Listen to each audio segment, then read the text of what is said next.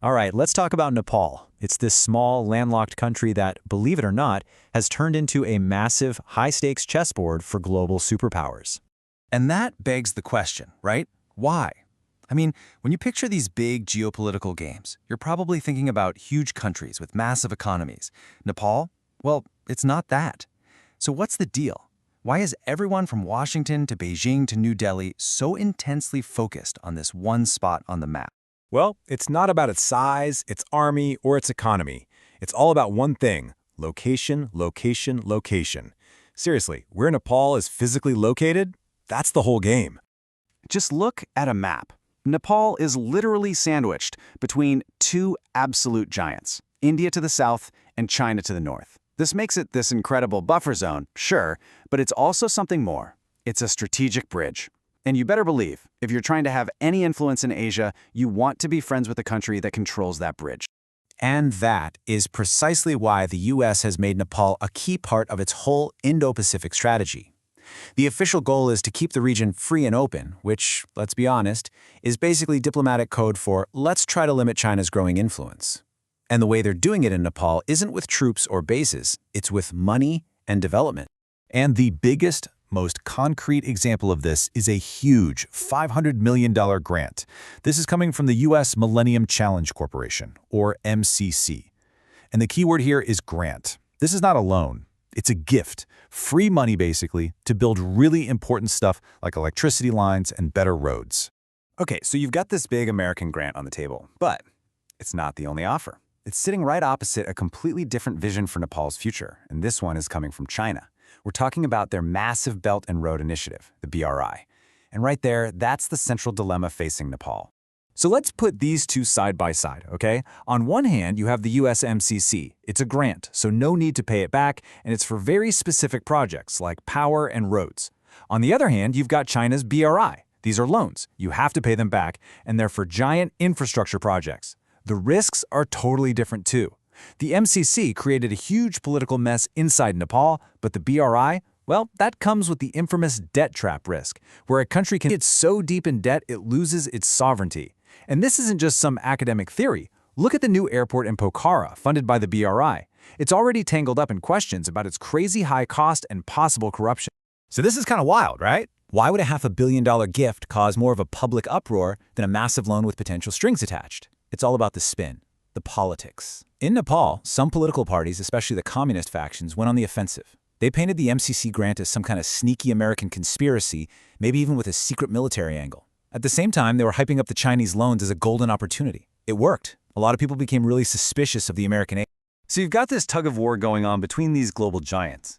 But while all that's happening, something else is bubbling up from within Nepal itself. The Nepali people, they're getting fed up. They're looking at their own leaders, who seem way more interested in playing these international games than, actually governing. A real political storm was brewing. And that frustration finally just exploded.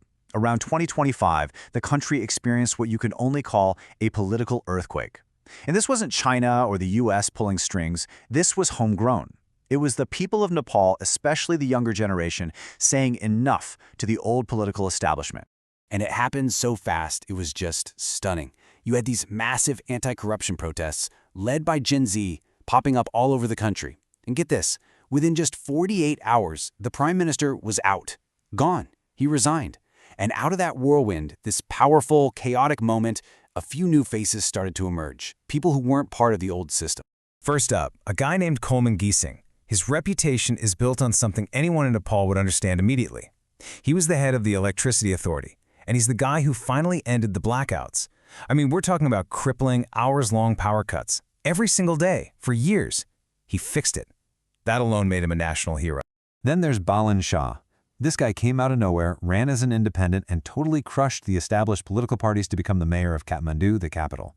I mean, that's a huge deal. He's the living symbol of a break from politics as usual. And the third key figure is Ravi Lamachani. He was a famous investigative journalist, always exposing corruption on TV. Eventually, he decided to jump into the ring himself and fight it from the inside. Now here's the kicker. These three, the energy hero, the independent mayor, and the corruption-fighting journalist, they've now joined forces under one political party, the RSP. And together, they are a brand new, powerful force to be reckoned with. So you have this massive shakeup happening inside Nepal. You can bet the third giant in this whole equation was watching very, very closely. I'm talking about India. India's relationship with Nepal is incredibly deep, historically, culturally. So what did they make of all this? Well, India is playing it very cool, very cautiously. They learned a hard lesson back in 2015 with that controversial blockade. It really soured relations and, frankly, pushed Nepal right into China's arms. So now they're avoiding any direct meddling. For India, a stable Nepal is priority number one, because an unstable Nepal is one that could get pulled even deeper into China's influence, and that's India's worst-case scenario. So for now, they're just watching, waiting, hoping things stay balanced. Okay, so let's recap. You've got the US and China pulling from both sides. You've got India watching nervously. And you've got this new wave of leaders inside the country. So what's the game plan for Nepal? How do they stop being just a piece on the board and become a real player in the game? It seems like the winning strategy has four main parts. First, you've got to balance the superpowers. Take the investments from both the US and China, but do it on your own terms, transparently for your own benefit. Second, you have to take care of that critical relationship with India. It's just too important culturally and economically. Third, and this is maybe the most important, you have to get your own house in order. Good governance, cracking down on corruption, that's what makes you strong. And all of that leads to the final step. It's time to choose Nepal's side. No more being a pawn for anyone. And if they can pull off this incredible balancing act, the payoff is huge. We're talking about finally shedding that label of least developed country. It's about unlocking the massive potential that everyone knows Nepal has. You know, when you look at Nepal's recent history, it's just one story of struggle after another. A devastating earthquake, a global pandemic, endless political turmoil.